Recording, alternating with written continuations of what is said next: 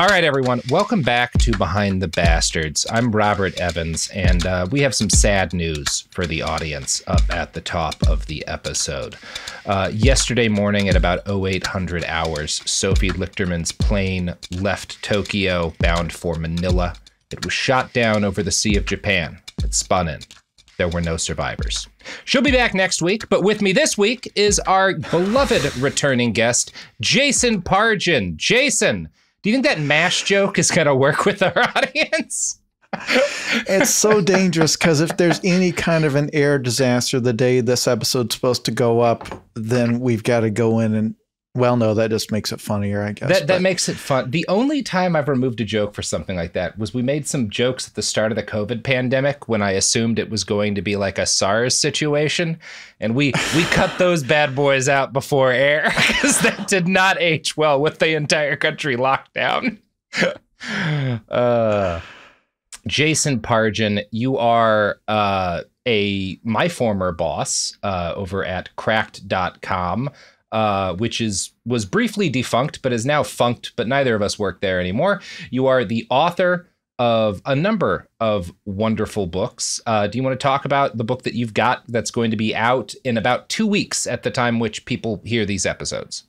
Yes, the book is a standalone novel called I'm Starting to Worry About This Black Box of Doom. It is not a part of any series. It doesn't require any prior knowledge of me or this podcast or anything else. Anyone can enjoy it as long as you enjoy books. Robert gave a blurb on it. It was wonderful. Very kind. He said, strangely, that the book saved his marriage, which surprised everyone. I didn't know he was married. It's not that kind of book. I was not. That's the magic of your writing, Jason. But so far, the reviews are getting equally. The positive ones are half saying it's fun. It's a fun little roller coaster ride. You can read on the beach. It's something you can read on the toilet. Like if you don't want to get fecal particles on your phone, sure, this is something you can have on the toilet instead. And the other half of the reviews are like, I just put it down and stared at the wall for a while. And then I called my mom. I decided I had to totally change my life. I deleted all the apps off my phone. So I guess it's kind of, it depends on how you want to approach it. If you just want a breezy read, it's there for you. But apparently some people, they have decided to make permanent life changes after reading it.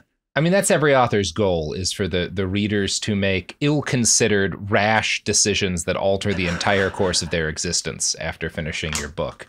Yeah, I've been reading your books. I mean, I literally started more than 20 years ago when I was an adolescent in high school, long before the Cracked days when you were still publishing stuff on the internet. And it's been gratifying to see that you are one of, I don't know, like a dozen people in the country who can make a living writing novels. I'm very happy that continues to work.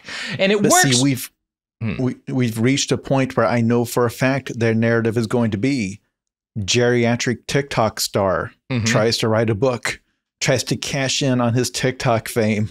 It's like, no, I was writing books before social media existed, before you could upload video to the internet. Yeah. I was writing books. This is I'm a washed up author trying to reclaim my success with TikTok. It's not the other way around. See, I even had this joke planned when I came in. I was going to do like this series of bits about how you were actually Gen Z because of your TikTok stardom. But you've ruined that. Although, Jason, I did want to say, to start this off, you know, Sophie's not here. This episode is just you and I. And you, as a Gen Z expert on the TikToks, know that all the kids these days are using the term raw dog for situations like this, which is deeply upsetting to our ears as old men. But the kids love using it for everything from sitting on a plane without a book to not taking psychiatric medication that's prescribed to you from your doctor. So are you ready to Gen Z terminology this podcast episode that you suggested? Yes, let's raw dog goon this. Let's goon this episode. What are some other terms This won't be Ohio. I hear the kids are using Ohio as a term for mid or unimpressive. Right. Yeah, they're all right sometimes. Jason, this is a story that you had suggested. And the bastard of this story is kind of the entire C-suite at eBay. It's a lot worse than I think listeners are going to be ready for. But to give some context, I want to actually start by peeling back outside of eBay, because as a heads up, the story we're telling is the tale of how eBay's internal security agency decided that a pair of elderly bloggers were mortal enemies of the corporation and deployed insane degrees of force and violence to attempt to stop them from publishing blogs. But I wanted to peel back a bit and start by talking about like where the industry of like corporate intelligence is, like private intelligence services that a company can hire to deal with threats to their profitability. Because I think it's one of the undertold stories of the 21st century, and it's partly undertold because people who tell it tend to get sued. It's really interesting because I read the story and read the results of it and like the legal process and all that. And I could not make heads or tails of how any of this could have happened. And when I tried to read background on it, could not make heads or tails of how any of this could have happened. Because, you know, if you disappoint some guy who owns a mom and pop shop and he's kind of a douchebag or whatever, you can see that guy like mailing you a dead rat or something. Mm-hmm. The idea of upsetting eBay and they start mailing you dead animals in the mail. And that's not the weirdest part of this story. It gets so off the rails. This is the part I don't have, is how there are people in the company who have this mindset. Because this story goes to places that you don't see fictional stories go. No. There's no plot line on Succession like this. And it would have come off as corny if there was. Yeah, it would be kind of unbelievable. But we're getting ahead of ourselves, and we're done with the cold open. Jason, for whatever reason, the company now has us do that little cold open thing. The listener will have heard an ad in between where I just said the cold open's done and then Jason. But now we're warmed up. We're hot. Are you ready to go? Are you excited that our corporate overlords now make us do a cold open? That has improved the quality of the show, I'm sure. So on February 11th, 2011, the New York Times published a story about hackers who had forced their way into the computer systems of a security company called HB Gary. At this point, the public conception mostly put spying as the domain of nation-state actors, right? Like if you had asked the average person, are there like spy agencies in the employ of like random finance companies, they probably would have said, well, like not real ones, you know, you've probably got like some sort of physical security for the buildings and stuff, but nothing like the FBI or whatever. But that view was already outdated in 2011. The HB Gary hack revealed a different world of espionage, paid for by the highest bidder, and most importantly, petty to an almost unfathomable degree. Rather than the kind of stuff that like cyberpunk stories had primed us to expect from our mega corporations, like high-profile assassinations and burglaries to steal priceless inventions, most of the stolen documents from HB Gary revealed them like pitching their corporate clients ways to attack the enemies of like Bank of America and the U.S. Chamber of Commerce in what we would consider incredibly petty ways that kind of more than anything resemble the way people fight online, rather than like, again, the sort of sinister stuff that like if you're playing like a cyberpunk pen and paper game, your team's going to be doing. Because I had heard of corporate espionage, which I always thought was just somebody sneaking into another company to try to get a look at their design on a thing. And I just assumed that was a thing forever. But what you're describing and what I know is coming in this story, it's almost like a type of psychological guerrilla warfare, or just trolling people. I don't get it. Well, and it's important to understand, I think part of what kind of brings some context to this is if you actually look at what like the FBI was doing at the height of the civil rights movement, most of their actual physical work was nothing that like would make a particularly impressive movie. It was literally, we have hired different sort of like a mix of like thugs and just like people that we think we can get to like work for us for a few bucks to like trail every black person on the campus of this college, right? Like literally like that's a big part of like when those activists broke into that FBI office and leaked all those files to the Washington Post. This was a year or two before Watergate. That was a big part of what was revealed, is that there were like colleges where the FBI was just surveilling like every black student at the college, and it wasn't even with FBI agents a lot of the time. They had just hired goons to follow these kids around in case they might do something.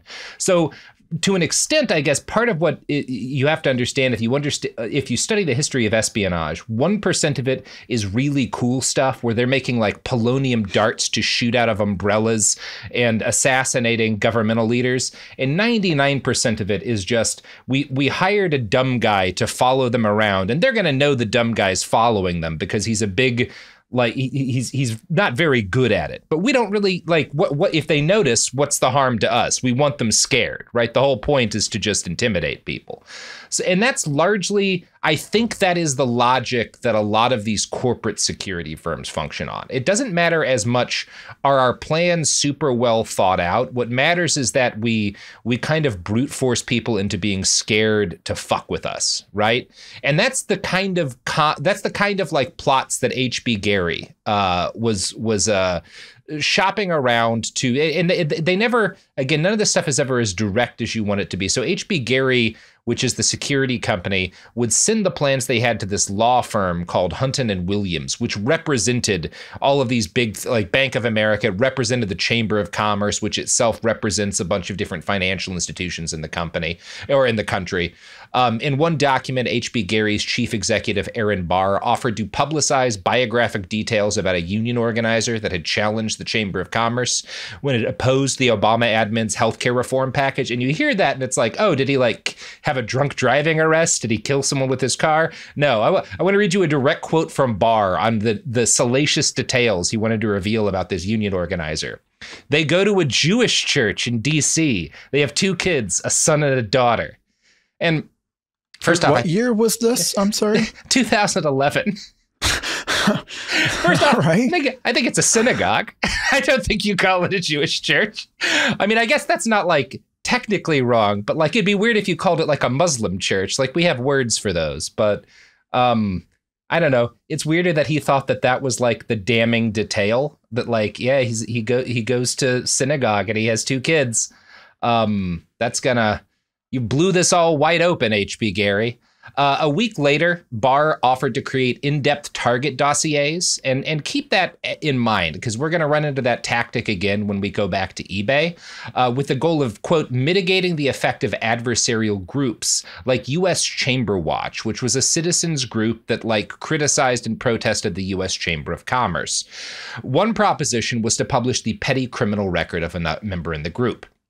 In another instance, H.B. Gary offered to work with Peter Thiel's Palantir, which is a private spy company, to attack WikiLeaks before it could release a tranche of emails from inside Bank of America related to the financial crash. And this is a little bit closer to like the serious cyberpunk stories, like WikiLeaks. They're doing some serious business in 2011. This at least sounds like, you know, a little more exciting, but their specific plan to attack WikiLeaks was to submit a bunch of fake documents, and then when WikiLeaks reported on them, expose them as forgeries to damage, specifically to damage Glenn Greenwald's career, which if you'd just given him a little longer, Glenn was going to do that on his own. I guess I'm already confused because we have worked in corporate environments where every hour, every minute, every penny is being watched. And the question is, well, how does this contribute to the bottom line? So the idea that you've got like what really to me sounds like a dirty tricks department. Yeah. And they're reporting to somebody. They're on the payroll with a job title. What they're doing is being documented somewhere. It feels like the type of thing that a company in 1970 would do. Back when you know, the way you break a union is you go just burn the guy's house down or whatever to try to intimidate him. But you would not think in 2011 or whatever that you still have a dirty tricks department. And I know that I sound naive. I guess I just assumed we had moved into a world where you just sue people when you want to silence them. You would not go digging up, like, hey, there's rumors that these people are Jews. What's going on with that? I wonder how much of it is these CEOs and stuff are probably all older. They're probably all like mostly baby boomers. In 2011, you would imagine the guys running big banks are probably, most of them probably aren't Gen X, maybe a few. And I wonder, I mean, even if they were Gen X, they were probably raised on stories of Watergate. I wonder how much of this is just like reading about the dirty tricks that the Nixon White House did and assuming like, well, that's probably what we should do with our went great for him. Yeah, went well for Nixon. That's why he had so many terms as president. Now, the fact that this hack of H.B. Gary happened in the first place was because Barr, who was like the dude actually submitting these plans to that legal firm, had made public threats to the leaders of Anonymous, the leaderless hacking collective, a couple of weeks earlier. And he had even stated that he had information about the names of several of their, quote, leaders that he was about to reveal, which I think was a lie. And Anonymous kind of called his bluff, which is when all of these emails got leaked. And for good measure, they took control of Barr's Twitter account just to fuck with him. Now, this led to Barr stepping down as CEO and basically begging Anonymous to leave him alone for the sake of his children. So now one of the things that you saw as soon as like Barr got embarrassed is Palantir and all of these other companies that he had been talking about working with sought to distance themselves from H.B. Gary. Hey, this was just some lone asshole making like proposals to his court. Like, we never agreed to do any of these jobs with them. We at Palantir would never do anything this unethical, right? Like, you can trust us. This was just one lone asshole. Fast forward about 6 years to 2017, when Harvey Weinstein's life explodes and stories start to come out that he had used a different spy-for-hire company, Black Cube, in order to harass a lot of the women that he had abused and to try to stop the story that the New Yorker ultimately published from coming, or that the New York Times ultimately published from coming out about him. Now, Black Cube, the firm that he used, was based in Israel and staffed with a bunch of former Mossad guys. And if H.B. Gary is kind of like Bush League, Black Cube's like the New York Yankees, right? This is a high dollar, high power corporate spy firm with absolutely no ethical or moral constraints and a terrifying degree of power. That said, like H.B. Gary, they wielded this with like an almost there's always this degree of like incompetence that I think is just born from, if you worked, and I think all the H.B. Gary guys, a lot of them probably came out of the government too. If you work in government intel agencies all your life, you have the shield of working for the government, and then you move into the private sector and everything is a lot harder, and you no longer have that kind of protection. And so you notice just like dumb shit. Right? That's kind of the most interesting thing to me when studying like Black Cube and this constellation of other Israeli companies that all have like former government agents working for them.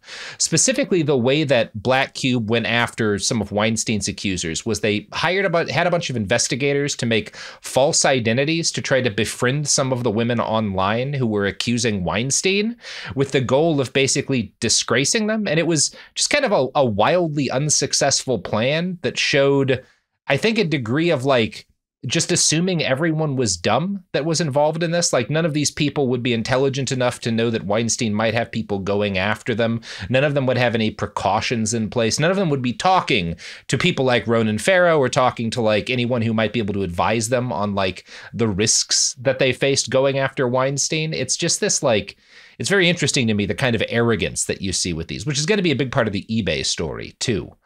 Okay, I'm going to be frank here. Every single story I hear about espionage at any level is always a dumb slapstick affair full of mistakes and people stumbling into the wrong thing. And whenever they succeed, it's almost on accident or because the people they were after were extremely stupid and made a bunch of really obvious mistakes.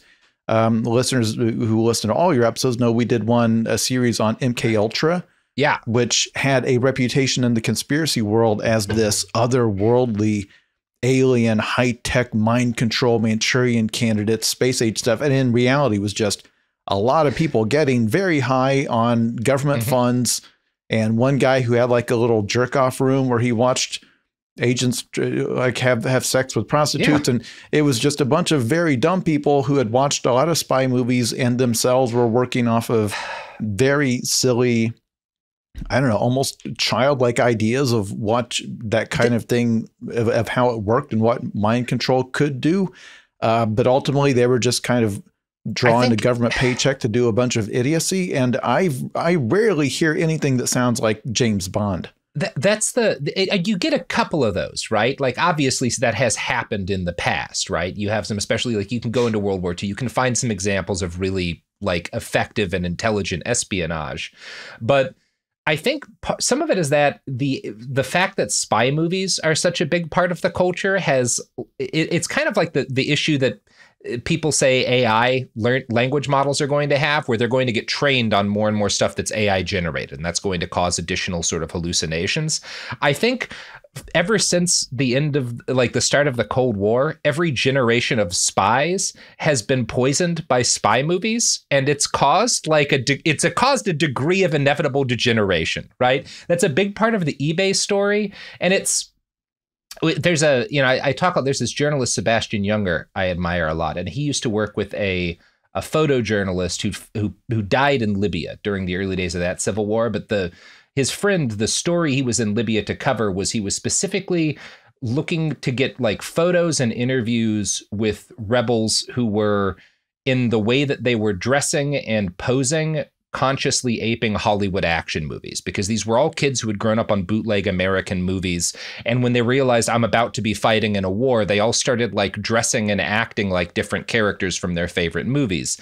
And I think his instinct was good. That there is something like really important in that. And I don't think most people are not surprised to hear that like young men who become soldiers are influenced by action movies, right? And particularly a lot of like how they act and even their expectations of what war will be like. We just don't extend it enough to be like, no, that's true of all the guys in the CIA and the FBI too, right? They've all been raised on this shit and they're all deranged by it. I did want to talk a little bit more about like what some of these hack for hire companies today are like, because, and this is right before we get into the eBay story, but this is kind of important. Black Cube is part of a constellation of companies, and Israel is one of the places where a lot of these companies exist. We have an industry in the United States. There's a sizable industry that's kind of like the B tier of these hack for hire companies in India as well. And these are, it doesn't take, they usually are not super expensive, but the amount of damage that they can do to like our collective information ecology is pretty significant. For example, a peer company to Black Cube, Cobweb Technologies, which raised about $10 million in 2019 to build a search engine for intelligence information. Basically, all they were doing, building this search engine, was spearphishing huge numbers of random people to steal their personal data and then put it into a searchable database that they could sell access to. So, effectively like stealing people's personal info in order to brag that like, hey, we have something that equivocates to like a police database that you can pay for access to because we've compromised all of these different people's accounts. Cobweb's plan was to take the kind of work that companies like HB Gary and Black Cube had been doing for years and get more proactive with it, right? Instead of waiting for a company to be like, I want you to target these specific people, we just get as many people as possible, trick random people into giving up their data at scale. That's, there's actually an interesting report published by Meta, previously Facebook, recently, that kind of goes into more detail on this. You can find the link in our show notes. But that report noted that like basically they've Cobweb activated like fake accounts on Facebook, Instagram, WhatsApp, and Twitter in order to like grab just en masse information on activists, politicians, government officials, like everyone they could get to fall for their shit. But to what end? What was the final goal of that project? To have a big database that they can sell access to, and you can search for. Who would they sell it to? Anyone. who is looking for information on, like, they can say, like, you know, if you're an oil and gas company, right, and you're worried about protests in the UK by anti-oil and gas protesters, like some of those people who have quote unquote defaced, I don't think they've done any permanent damage to any paintings actually, but like, you know, those folks, right? You can pay for access to this database, and we have spearfished and scraped a bunch of people who have sympathies to that group, and you can see where they are, and you can, you know, set up your own surveillance potential. You can like try to infiltrate, but you'll get all this information on their real world and their digital networks. There's a lot that's come out recently about how there's this kind of unique cell phone identifying number that's supposed to be anonymous, but if you also know kind of where people live, you can like figure out which cell phone goes to which person. And using information that is available through a lot of these different like data broker companies, you can track random people's cell phones in the United States if you're a corporate actor, in order to like stalk people who you consider to be a threat. This is the thing that's happening right now. It's very easy. It's why everyone should use a burner cell phone and light their old phone on fire every 60 days. We're always saying this, Jason. You communicate entirely through Telegram, which not the app Telegram, but through an old-fashioned Telegram. We actually have an actor portraying your voice right now and face. No one's seen you in years. Was watching an 80s slasher movie as it took place in 1989, and a high school kid got invited to a party via Telegram. Oh my God. Was that? And I was 1989. I was 14. Were we still sending telegrams back then? Am I that old? That seems a little archaic, but anyway, this has been a long lead up to the eBay story, but I wanted to kind of set the stage for you. And now we're going to pull to an ad break, and then we will come back with the story that you actually asked me to tell you today. And we're back. So, this all brings me to the story of the Steiners. They are an now elderly couple who, back during the early days of the dot-com boom, when they were a mature adult couple, got really interested in the then burgeoning field of online sales. We are talking about the mid to late 1990s. David Steiner was a video producer who had a childhood fascination with yard sales, which is a strange fixation for a little kid or for an adult, for someone of any age. But, you know, it takes all kinds of people to make a world. And this fascination, he was kind of one of these, you know, after like all these Pawn Stars shows got big, there's a much wider community of people who are kind of obsessed with folks like selling old products or antiques and, you know, trying to find like hidden gems that are worth a bunch of money. Steiner's kind of one of the very first generations of people who is like obsessed with this stuff. And his particular interests, he loves like ancient marketing promotional products. He likes antique tools. And he starts following, you know, prior to eBay, there are a couple of different early auction websites on the old internet that he gets into and he's interested in. And his wife, Ina, I think she's both like kind of maybe shares his interest to a degree. And she's also a writer with an interest in kind of doing some journalism. So in 1999, this is 4 years after eBay's launch, they start to realize like this company in particular is the one that's going to actually dominate online auctions, right? There had been a couple of competitors. It's clear by 99 that eBay is going to be the big one. And the Steiners are just kind of nerds about this stuff. So they decide to turn their obsession with this new and exciting thing into a website, which is the thing people used to do back before social media. And reading about this stuff always gives me this like weird kind of nostalgia that makes me feel like an old man. In fact, I will step in and because I know that the description of these people that prowl like garage sales, it makes them sound like creepy weirdos. The early days of eBay were fascinating. Yeah.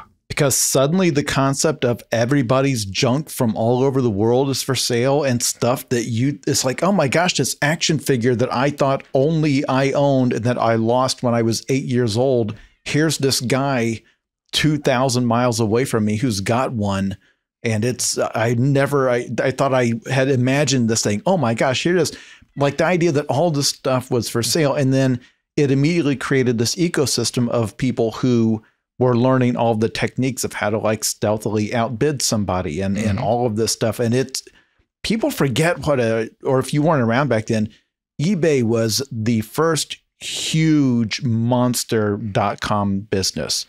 And the first one that made it clear that like there's not just real money, but like ways for regular people to make real money if they can figure out how to game an algorithm. And also that stock, when they went public, that was just like crypto style, people becoming millionaires overnight. eBay was huge. So it was a fascinating scene back then, because I bought and sold some stuff back in the 90s era eBay. And it was just, you find yourself not just in a place where you buy things, you find yourself in an ecosystem and in a cultural scene. I absolutely, in terms of like subjects to blog about, I totally get it. This is also a very smart thing to do if you're in journalism or in more broadly just kind of the industry. You and I both spent much of our working careers in just like writing shit for the internet. You find a thing that has just exploded and that you know is going to be massive, and you make yourself the person that people go to read about that thing, right? That's what the Steiners do. They corner this, and their independent publication starts out being named Auction Bites, BYTES. And, you know, it's geared towards a fairly niche chunk of the internet, people making their living auctioning items on eBay. And also, you know, increasingly as eBay becomes more and more of a big business, as it becomes clear like how much money is in this, also the kind of folks who are interested in investing in eBay and companies like it. Now, because Auction Bites is kind of the first website that's news for this early community of sellers, and it expands beyond eBay, because soon there's Amazon, and like, you know, independent sellers are selling stuff on Amazon, and there's Etsy, and they cover all of that, right? Like they changed their name to E-commerce Bites, which is the name that their website still exists under, and they become like the go-to gumshoe reporters for people who are small and medium-sized merchants selling products on these services, as well as like people in finance who are looking to do investing in the companies that actually like are kind of the underpinning of this system. Now, if you've ever worked in an industry like e-commerce, you should know that daily life is a ceaseless war between the companies that provide a platform for online sales, who want to keep as much of the money transferred through their service as possible while spending as little as possible, and the merchants who actually provide products. As a result, E-commerce Bites' most widely read articles tended to focus on fuck-ups by companies like eBay, right? E-commerce Bites really winds up kind of more on the sides of the merchants, and that leads to them having kind of an oppositional and confrontational attitude towards the corporations, right? Because largely, you know, that's how the people reading them look at the situation. You can get an example of this by looking at the site Today. One August 26th article by Ina promises, quote, a peek inside eBay payment holds. This article is based on an interview with a reader who'd sold a high-priced item and had the money sent to him placed on a 30-day hold, despite the fact that the buyer had confirmed receipt of the product and satisfaction with the purchase. In an interview I found on CBS News' 60 Minutes, Ina Steiner describes the job she and her husband did as acting as a conduit from small businesses and independent sellers to the larger corporate monoliths who ran these websites. And, you know, that's not super interesting to most of us, right? This is not like what generally when you think of hard hitting journalism, you don't think about like people representing eBay sellers, you know? I do think that's a valuable social role, but it is not something that should have ever led to an exciting case of a deranged spy agency trying to destroy people's lives. No, but in that early era of the blogging years, there was a whole dynamic, because you saw the same thing in the film and Hollywood business with sites like Ain't It Cool News, where once they got a huge readership and once they started to be seen as something as an authority, they started to get tips and they started to break stories. And keep in mind, there's a parallel here, because keep in mind, if you were a Hollywood studio, once upon a time, you had actual news outlets you were dealing with. You had reporters you were friendly with. You had a whole mechanism for managing stories, scandals, if something you wanted covered up. So suddenly when the internet comes along and these bloggers come along and they just get a blind item via email, they'll just break the story. Like they don't care. They don't have access. And they don't care. They have no access, and they don't have any kind of ongoing relationships that they want to keep. We don't need to keep Paramount happy, right? Like, fuck them, you know? Yeah. So this is similar here, because I think in the corporate world, across the corporate world, there is real anxiety about this because their ability to manipulate and control the flow of information, to keep a lid on stories, to stay out in front of stories. Because reporters, they will contact you and say, hey, we're working on the story about these accusations against your CEO or whatever. Do you want to comment? Well, if it's just leaks out to the internet, that person's just going to post it. So I'm not saying they necessarily got, that deep with their stories, but I can see where a company, if you were from a world where you had, like, you could keep the press on a leash, and then suddenly there's these citizen journalists out there that was the boogeyman in the corporate world. You must be losing your mind. Yeah. Yeah. Yeah.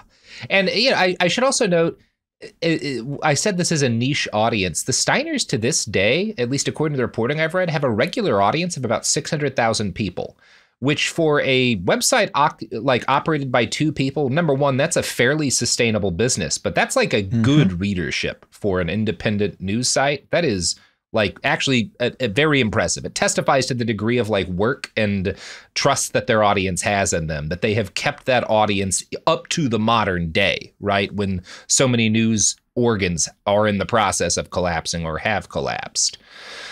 Much of Ina's reporting focused on issues that dealt directly with sellers but would be of interest to investors. For example, stories about eBay holding on to money from transactions for 30 days without any real reason seem like petty bullshit, and it is, but it's something that at scale could mean millions in extra profits, which all gets funneled upwards to the handful of people who run the company and own stock in it.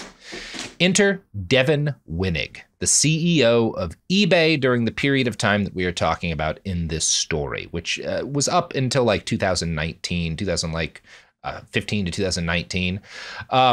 So Wenig had been born in Brooklyn in 1966. He was the son of Jeffrey Wenig, a toxicologist and chief executive of Nasdaq Pharmaceutical. When Jeffrey died suddenly, Devin, age 23, took over as CEO of the company for a year, raised $5 million in VC funding, and then joined a law firm, left the job after a year, and Nasdaq seems to have kind of continued a slow decline afterwards. I bring that up because that basic pattern where he hops in, raises a bunch of VC funding, sets up a merger, is going to kind of become the norm for his business career. In 1993, Wenig joins Reuters as the COO, and over the course of his time there, he becomes the number 2 man at the company, and he helps to manage the merger with the Thomson Corporation into Thomson Reuters. Now, this was a big deal at the time. There was a lot of antitrust scrutiny on it because Thomson Reuters, when it merged, was the largest provider of financial news and information on Earth. The merger led to massive job cuts across the now combined businesses, with leadership particularly Devin bragging about more than 500 million pounds annually of savings within 3 years, or 500 million pounds worth of savings within the first 3 years after the merger. Now, the reality of this was pretty brutal. The merger not only cost a lot of people their jobs, but it caused a collapse in profitability and influence for Thomson Reuters. It had been easily the largest company in the space at the time of the merger, if you combine the readership of both platforms. But once they were merged, the quality dropped and Bloomberg closed the gap behind them. There were several years of botched product launches while Wenig was, helping to run the company, which proved that the new team running Thomson Reuters didn't know what they were doing. This summary from an article in The Guardian gives you an idea of how disastrous this merger proved to be. In 2007, Thomson Reuters spoke for more than 36% of the market against 25% for Bloomberg. But according to its experts, Bloomberg will have nearly caught up in 2011 with a 30.8 market share against 31.4 for Thomson Reuters. Something has gone horribly wrong. At the very least, the task of melding these two companies together has been far more complex than originally envisaged. A less kind interpretation is that management, which has cut many hundreds of jobs, has taken its eye off the ball, losing hapless investors billions along the way. So you could say the evidence would suggest that Devin Wenig is not a business genius, right? Based on his primary accomplishment, the merger of Thomson Reuters up to this point, a disaster for the company's influence and for its workers, but it makes a lot of money for shareholders. And that's really all that matters. So in 2011, some of those same people make Devin Wenig he gets hired at eBay initially as the president of their global marketplace business, right? He is initially successful here. One of the things that Devin recognizes early is that mobile commerce is going to be the future for eBay, like sales to users shopping through their smartphones. And he reorganizes the company around that, which is a very successful move. In 2015, he becomes the CEO of the company. And within a couple of years at the job, the Steiners, who are covering eBay as Winnig takes over its CEO, notices that his pay compensation keeps rising at a rapid rate, particularly during a time when eBay itself is having trouble, when they're dealing with increased competition from companies like Amazon, and when workers are not seeing their compensation rise. So from 2015 to 2018, Devin goes from $14.5 million a year to $17.6 million a year. This is out of line with the salary increases enjoyed by eBay employees during the same period, as Ina Steiner wrote on April 8th, 2018. Quote, for the first time, eBay released a new statistic called the CEO pay ratio, required now of public companies. eBay reported the ratio of the total annual compensation of Mr. Winnig to the median annual total compensation of all employees is estimated to be 143 to 1. Now, here's the thing, Jason. That's actually not bad. If we're looking like overall in US like publicly traded companies, on average, CEOs earn 399 times as much as the median worker. So you could say eBay's not doing terribly, right? And Ina's article doesn't portray this as like a polemic. She's really just kind of focusing on the facts that like, yeah, this is how much Winnig is making. This is how it compares to the rate of salary increases normal employees have gotten, and this is how much it compares to the amount of money that normal employees are getting. You would and not, also to any normal person, it kind of really does look like he failed his way up into that position. Because he did. but this is because you have to understand what is considered success in that world. So like taking over a media company and tanking the quality, but it's like, well, yeah, you tanked the quality by 80%, but you cut expenses by 90%. So if you think about it, it's a win. Yeah. And that's how a guy like Devin thinks about things. And, you know, she's not coming at this with the kind of ideological lens that like, I might if I were getting, on more of a rant about Devin. She really is just reporting the facts. But Winnig comes across like he gets sent from underlings various articles she's putting out. It's known in eBay's C-suite that you have to pay attention to the Steiners and their articles because your investors do.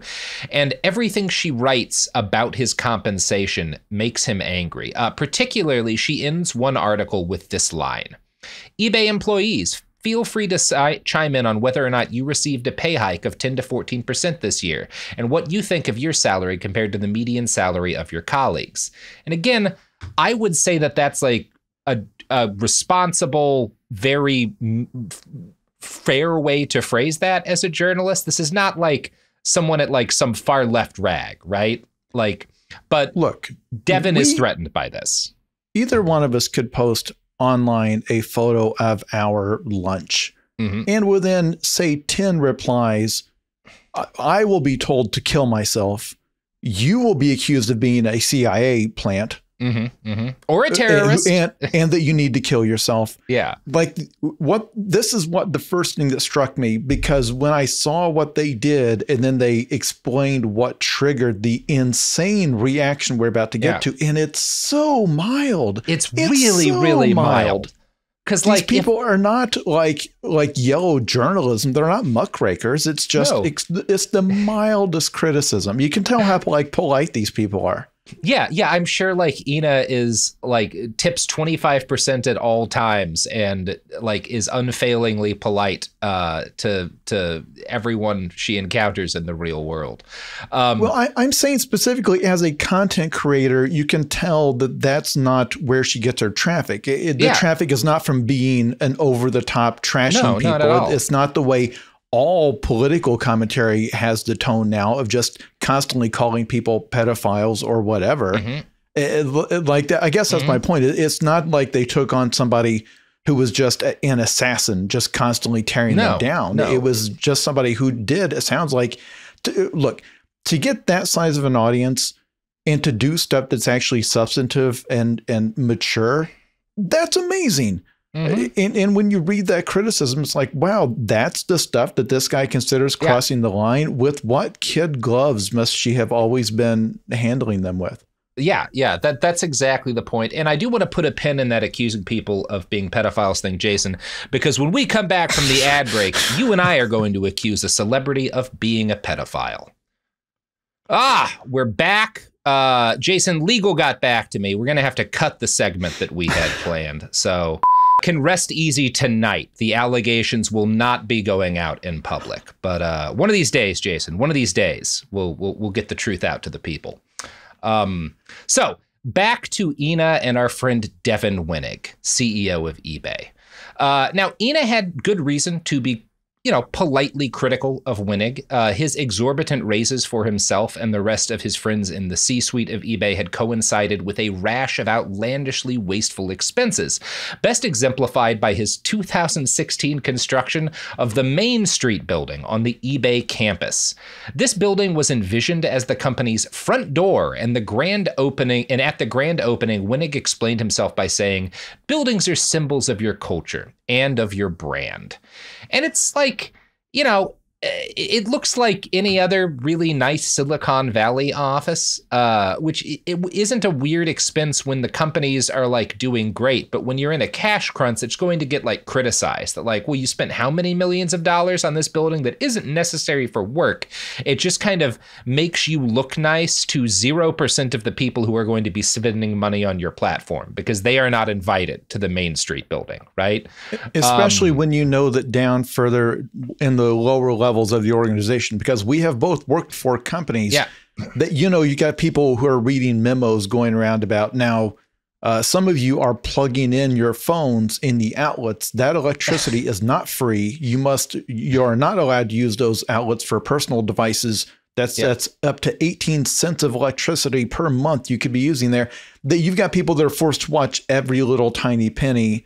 Yeah. And if they work 1 hour of overtime that their boss deemed was inappropriate, that they get yelled at. So this is why it's like, no, up at the top, they don't have to watch that stuff at all. They can just decide, you know what, I want a building that will impress visitors.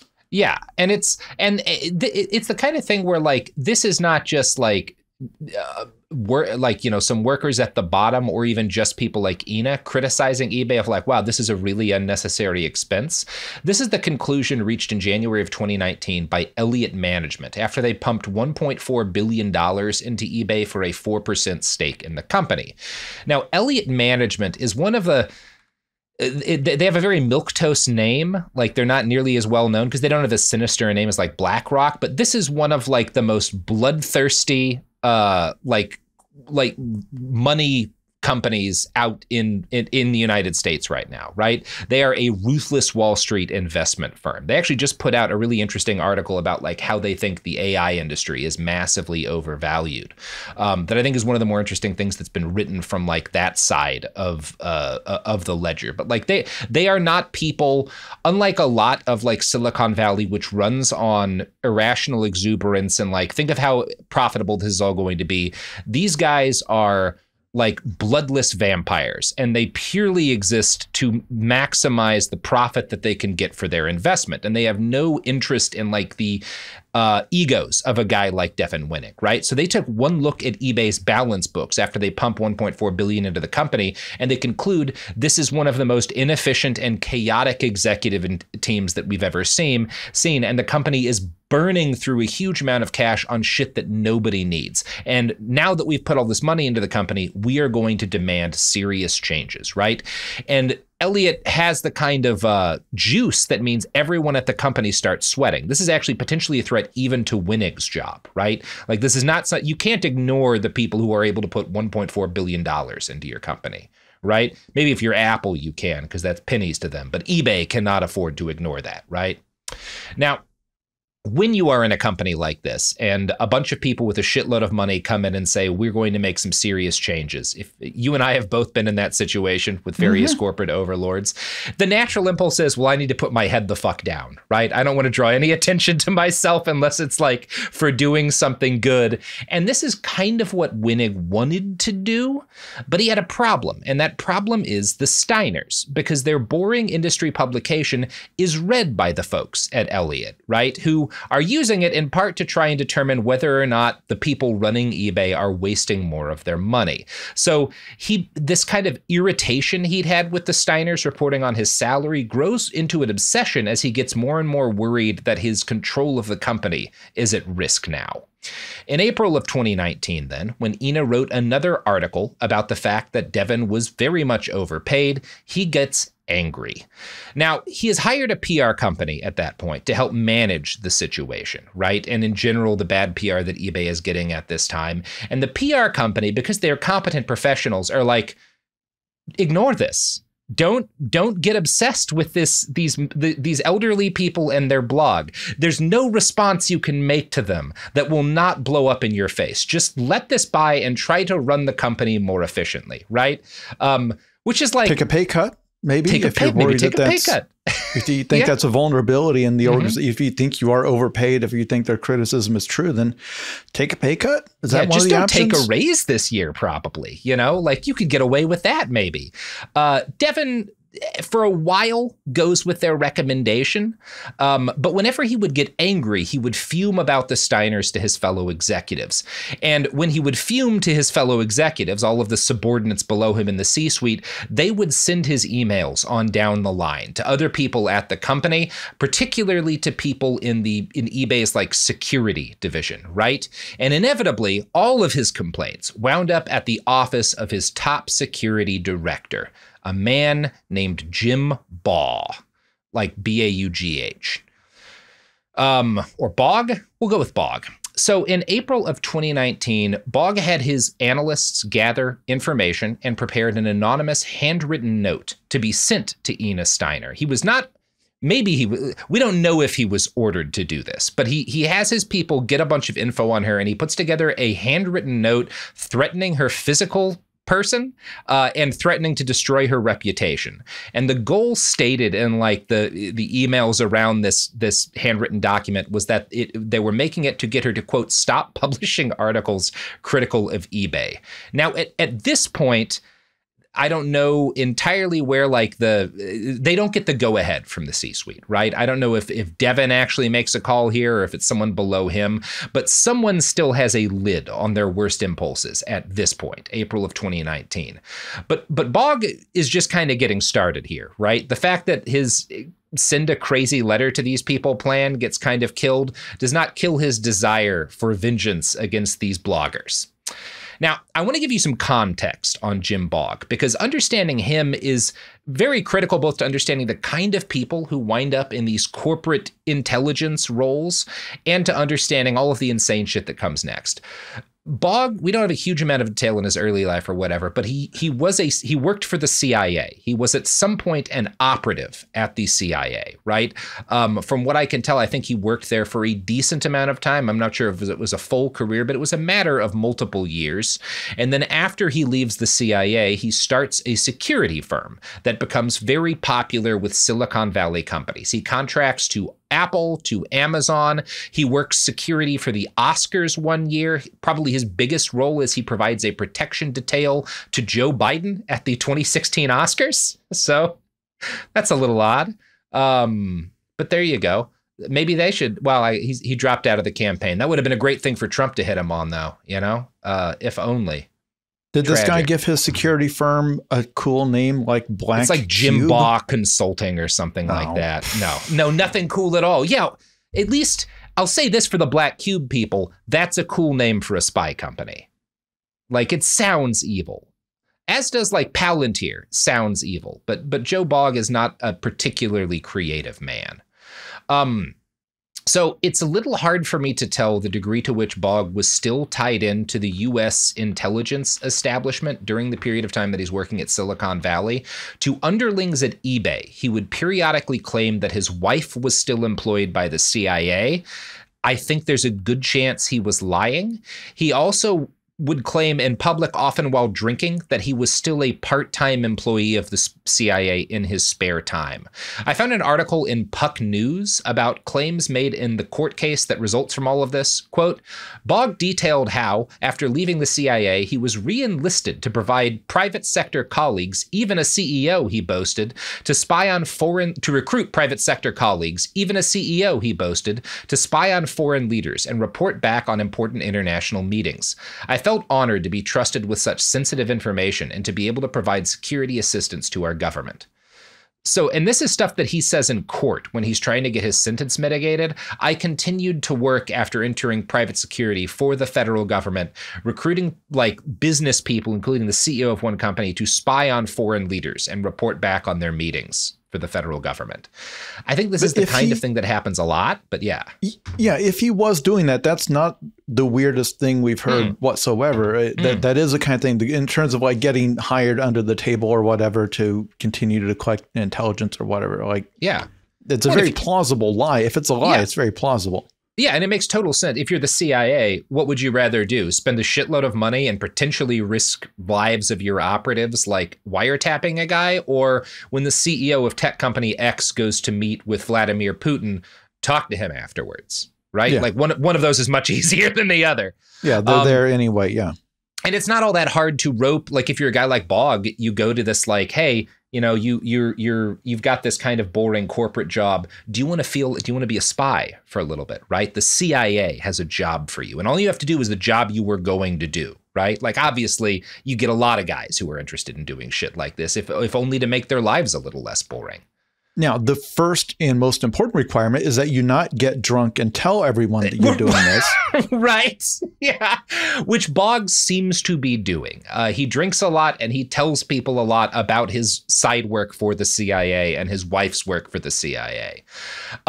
Now, we don't know much about the specifics here, like really how far this went, but we do know that he's telling the truth about a lot of it, because after he started talking about this stuff in court, the Justice Department had his letter to the court sealed, claiming it contained classified national security secrets. We only know all of the stuff that was in the letter because the court monitoring services forgot to redact it when they put it up online. And so the guys at Puck News were able to get unredacted versions of what is now a sealed court letter.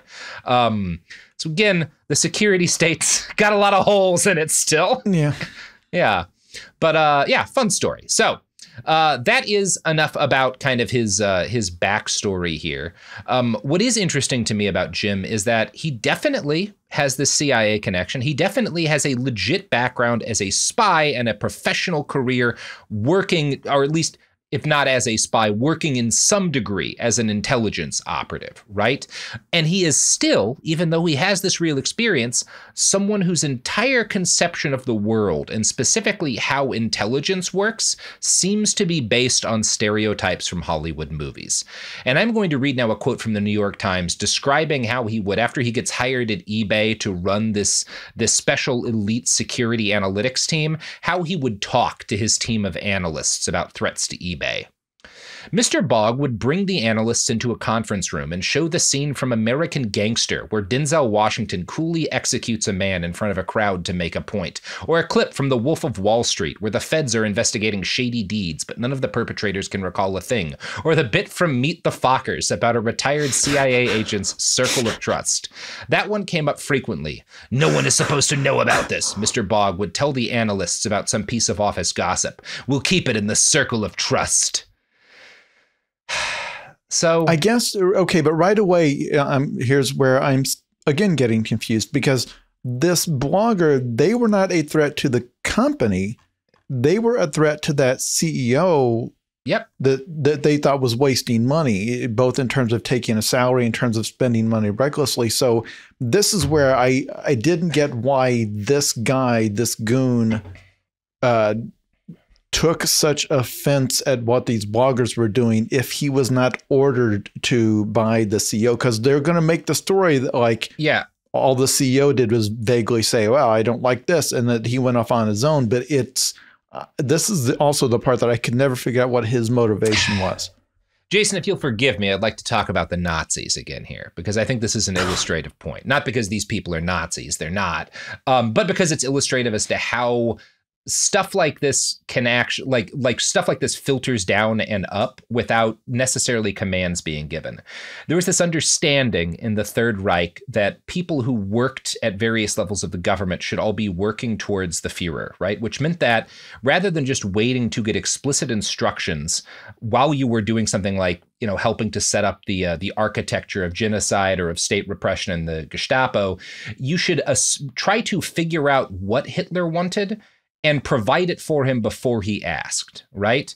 And so a lot of the time we don't have there's not a lot of documentation about Hitler ordering specific crimes against humanity. What you do have is him having dinner with a bunch of his high-level adjutants and aides and officials and talking vaguely about things he would like to see happen. And then they go to their underlings and say like, hey, these are the kind of things Hitler wants. And then it keeps kind of filtering down as people sort of try to figure out what the actual policy implications about these vague, grandiose statements ought to be.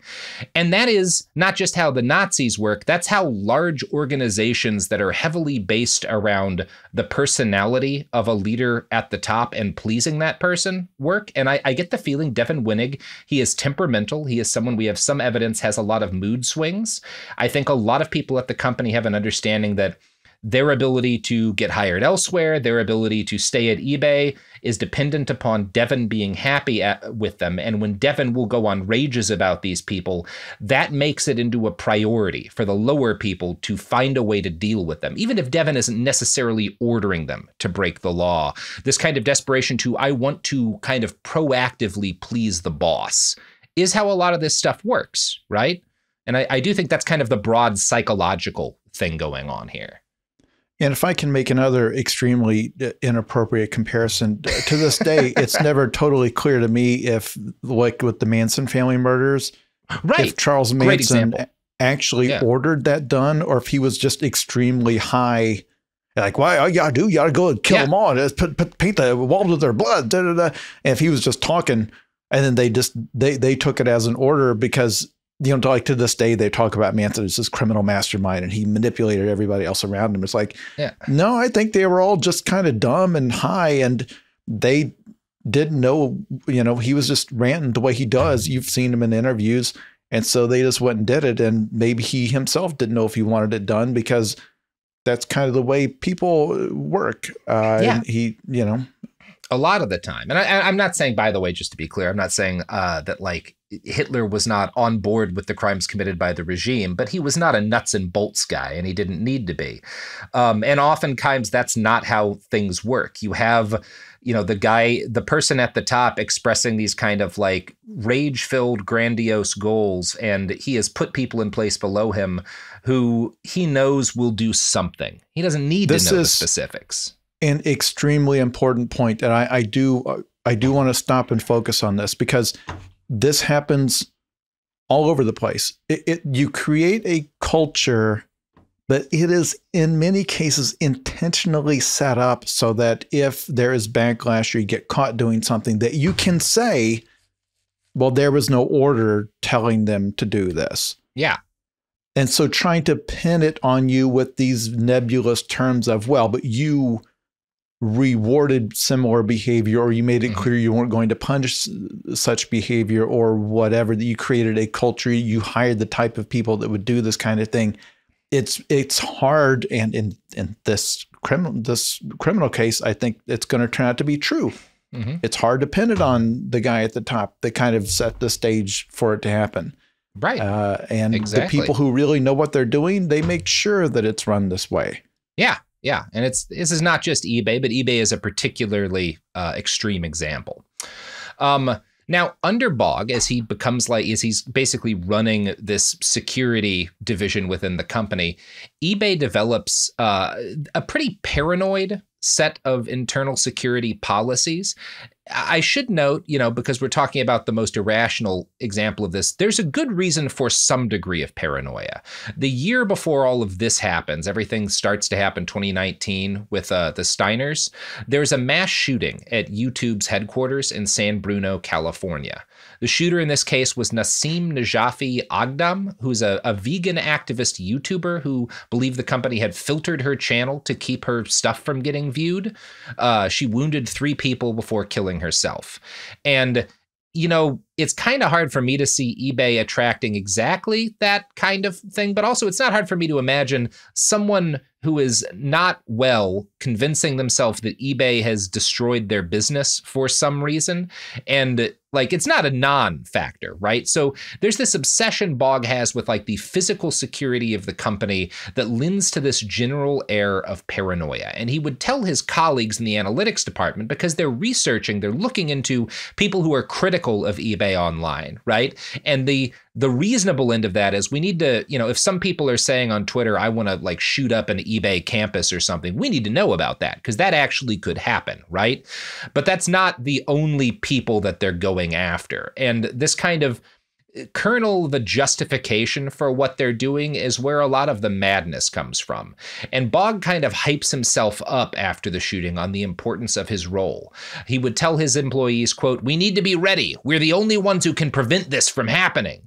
Bog would hold regular mass shooter drills, and as always, he would play clips from action movies and spy thrillers to inform and motivate his staff on how to deal with the shooting. When he wasn't psyching them up about this stuff, he was frightening them with knives. This is one of my favorite stories from this guy. At one point, he's walking around, there's a barbecue grill on the eBay campus, and someone leaves a knife at the grill, and he freaks out about it. He gets the whole team around him, and he's waving the knife around, ranting about how if a deranged person found this, they could have used this to hurt somebody. And then he takes it into the security office and he stabs a chair, and he makes them leave the chair with the knife in it there as a warning to everybody about how much more paranoid they need to be. So you can tell this is a man who's got a good sense of priorities. He's responding rationally to the world before we get into this shit with the Steiners. I could speak for the next 4.5 hours on this subject, but instead I'm going to try to condense it down to a few sentences. There is a type of hyper-performative masculinity that is all about being scared all the time. Yes. And these are the guys that have a pump shotgun under their bed and a little quick release latch thing, because well, if somebody breaks in, I'll roll out of my bed, grab this, take out the guy at the window, shoot the guy at the door, roll into the hallway. And they think of it as being tough guy, but they're scared. They're scared to death. They go to the zoo with, a gun on their ankles. Watch, there's a mass shooting at the zoo, or what if a bunch of the animals get out and it's up to me to shoot them? It's they're living in fear and then portraying that as masculinity, tough guy stuff, when it's actually the opposite. It's just constantly being overly afraid of everything all the time.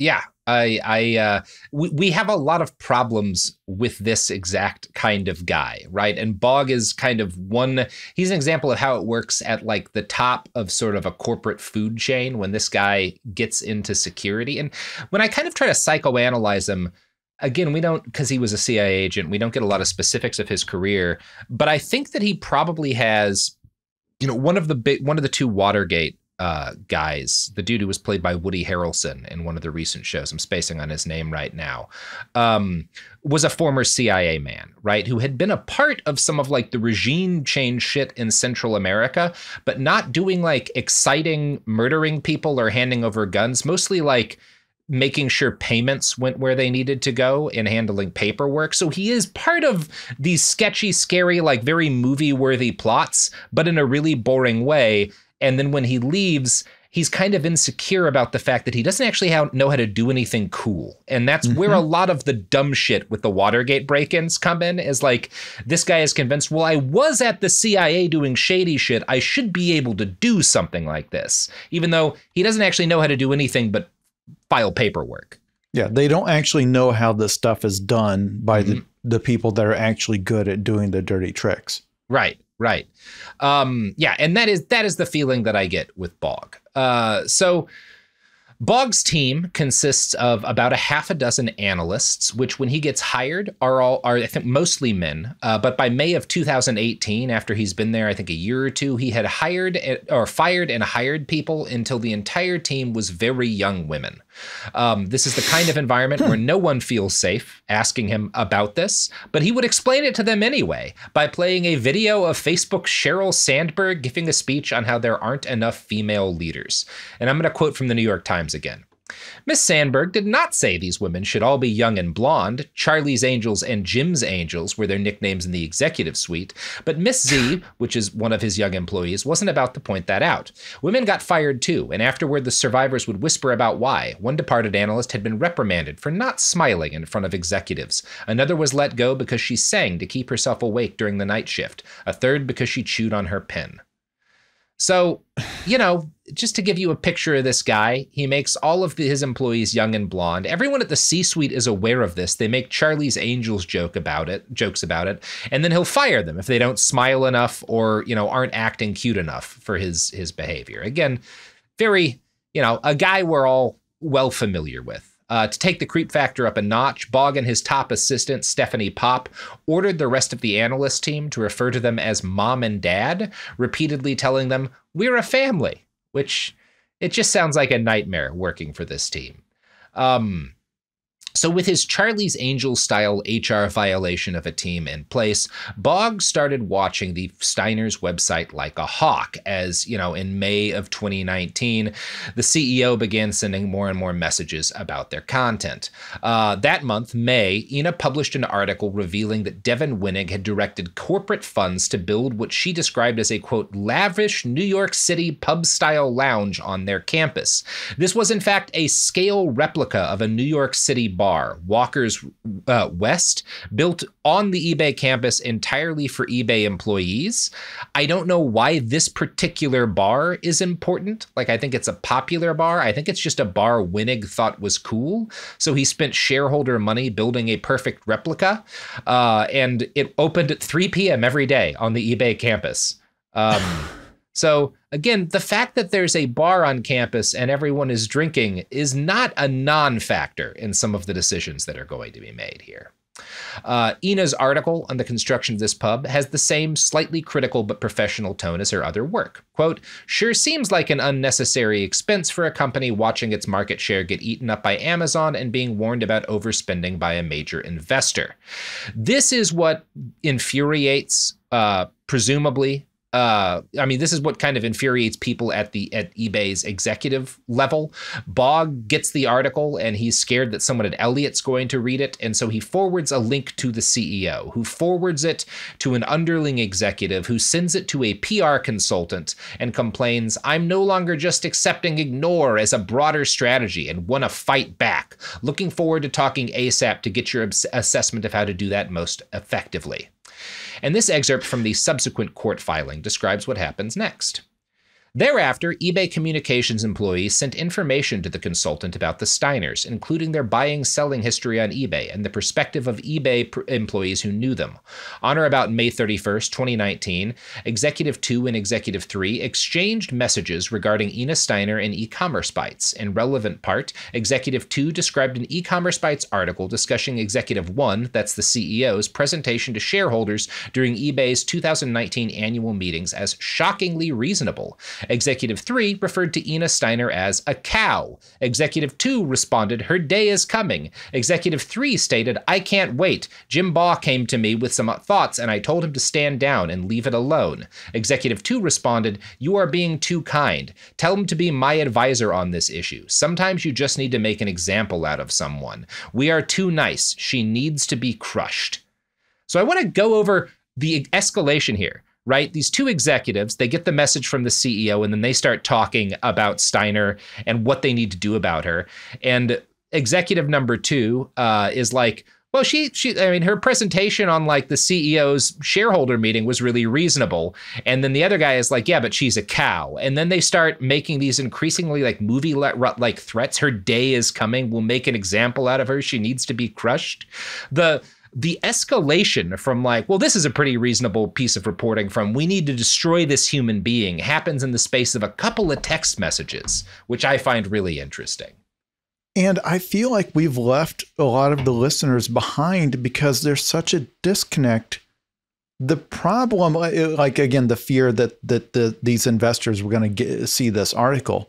The problem is not the article. The problem is that you built that goddamn bar. Why did you spend all that money on a bar? Yeah. It's like, well, this is the last straw that she told everyone about the bar we built. It's like, no, back up. You went one step too far. Your problem didn't start with a blogger noticing you built a replica of a New York bar for millions of dollars. It's that you did that at all. And because after all, if she had made that up, if that was fake, well, then it's easy. You can just go out and disprove it and say, hey, this is a lie. This is libelous.